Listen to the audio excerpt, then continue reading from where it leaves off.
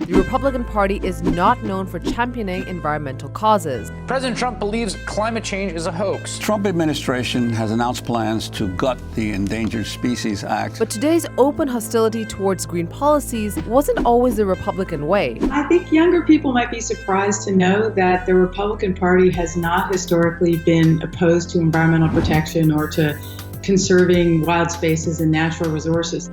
In fact, much of the framework for environmental and conservationist policies today was laid down by the GOP. Take the United States Forest Service, for example. It was set up by Republican President Theodore Roosevelt in 1905 to protect wildlife and public lands. During his presidency, Roosevelt protected approximately 230 million acres of public land, and some of the most vast and far-reaching environmentally friendly policies that fundamentally changed America were enacted by this guy. Yes, that's right. Richard Nixon, the president better known for this. 1 year of Watergate is enough. And this. People have got to know whether or not their president's a crook. Well, I'm not a crook. Nixon achieved some of the biggest green accomplishments of any modern American president, leaving an impressive record when it came to implementing policies to protect the environment. He was from California, and his sort of base was in Southern California that had seen smog. So he knew that politics, and he knew how bad smog and pollution could get. Nixon's administration, with the help of a Democratic Congress, passed many environmental initiatives, from institutional reform to pollution control. He was an institution builder at the federal level. I mean, one of the big changes that happened in his tenure as president was that environmental regulation and pollution and public health and so on, environmental health, it was moved up to the federal level, because the states weren't doing a good enough job. It was an extraordinary example of cooperation between Republicans and Democrats. All those laws were passed on a bipartisan basis, people would be surprised to know, with overwhelming support from both parties. What's most notable is it wasn't especially controversial. You know, you've got Republican members of Congress supporting clean air, clean water, trying to do something about toxic waste, and you have Republican presidents signing the bills. This is almost impossible to think about nowadays. Environmentalism had become a big concern for the American people in the late 60s and early 70s. In all too many parts of America, it's becoming more and more difficult to find breathable air, drinkable water. They had witnessed a devastating oil leak in Santa Barbara, California, and rampant pollution in other parts of the country. New Yorkers learned about it at first hand when freak weather conditions in July trapped poisonous fumes just above the city. Environment was kind of a unifying issue. It was an issue where Republicans such as him, they also thought that, we needed clean water, that pollution was a really big concern.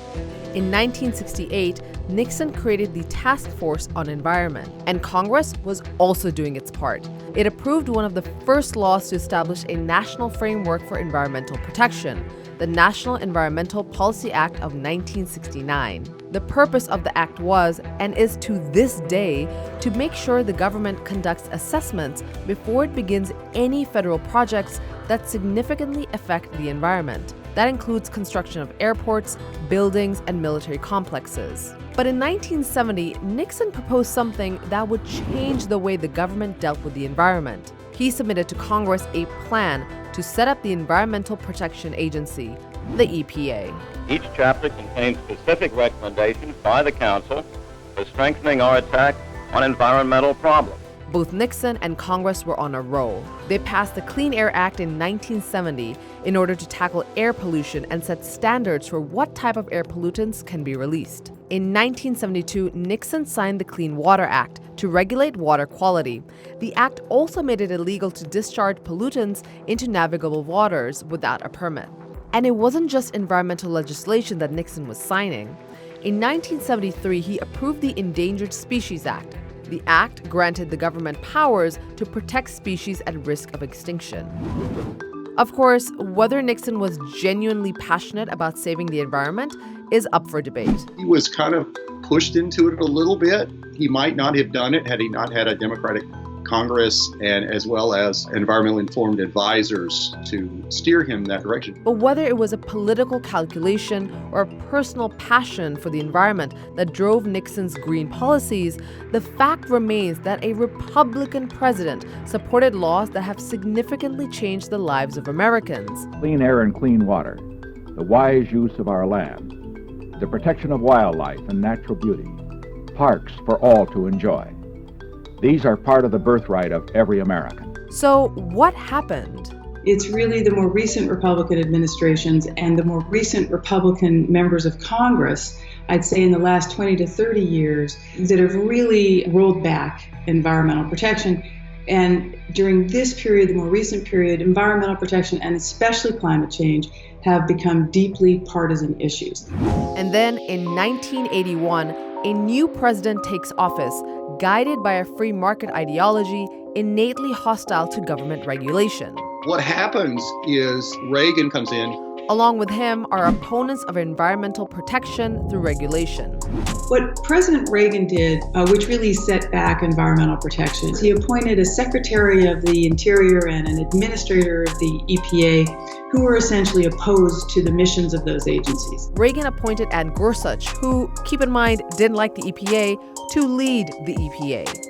And for 2 years, they do what they can to curb it, to dismantle it. I mean, Ann Gorsuch took apart the whole enforcement division at the EPA. They proposed massive cuts in EPA and other environmental agencies. Watt wanted to open up all these federal lands to the oil drillers and the grazers and so forth. The environmental programs managed to survive some blows by the Reagan administration, in large part due to the pushback from Congress. The Senate belonged to the Republicans, but the House was a blue majority. Both Watt and Gorsuch eventually left. Reagan's next appointments were more friendly to the environmental agencies. The preservation of our environment is not a partisan challenge, it's common sense. But what happens during the Reagan administration is the embrace of anti-statism and a strong dislike for big government.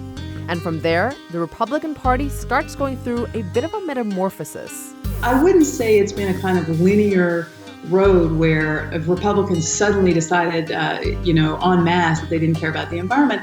I think that what's happened over time is a combination of things. One is this sort of embrace of deregulation generally in the Republican Party. I would say environmental protection was part of the deregulatory moment in the Reagan administration, and it's part of an anti-federal government era, which Reagan, of course, ushered in when he said, Government is not the solution to our problem. Government is the problem. Conservative think tanks and corporations also started getting involved. Since the 1990s, more than 2/3 of contributions from the oil and gas industry have gone to Republican candidates and party committees. Another thing that changed? The other is a kind of loss of moderate Republicans in the House and in the Senate. And the loss of that species of Republican means that you have much more extreme Republicans, and there's kind of a similar dynamic happening over time in the Democratic Party where you see a divergence between your average Republican and your average Democrat, which makes bipartisan law very hard to pass. It may come as a surprise to know that one Republican president that was surprisingly moderate and bipartisan when it came to the environment was George H.W. Bush. If we believe that every American expects and deserves clean air, and then we act on that belief. H.W. Bush actually should be known and given credit for being quite an environmental president. He signed the most important revision of the Clean Air Act since it was originally passed in 1970. And it included a system for dealing with the problem of acid rain, which was destroying lakes and forests, the first ever market trading scheme for, issuing allowances to pollute, but creating a scheme to buy and sell those allowances as a kind of market mechanism for controlling air pollution. And then in the George W. Bush era, we saw really a period of, again, retrenchment. He pulled out of the Kyoto Protocol, which was the international agreement on climate change at the time. But what really intensifies the partisan battle is climate change. It sort of creeps into consciousness as an issue, and it only becomes a really compelling issue that the public becomes familiar with in the late 90s and early 2000s. Clearly, to me, this climate change issue is one of the principal challenges that we face. A challenge that, should we fail to meet it, could imperil the lives of our children, and if not our children, our grandchildren. By that point, it becomes clear that this is going to be a very partisan issue because climate change is about the energy system. You know, it's about oil and gas and how we fuel our electricity and how we fuel our transportation. And suddenly it becomes clear that this is going to be something the parties divide over. Jody Freeman was also a counselor for energy and climate change during the Obama presidency in 2009. After taking office, Obama attempted to get a comprehensive climate and energy bill passed. But what Freeman and Obama found was that it's not just about convincing the other party about the importance of implementing extensive climate change policies. It's about convincing your own too. Even though it was a Democratic Congress for the first 2 years of the Obama administration, that new legislation could not get through. And that's because energy and climate change are not clearly just Republican and Democratic issues. That people don't vote just based on party.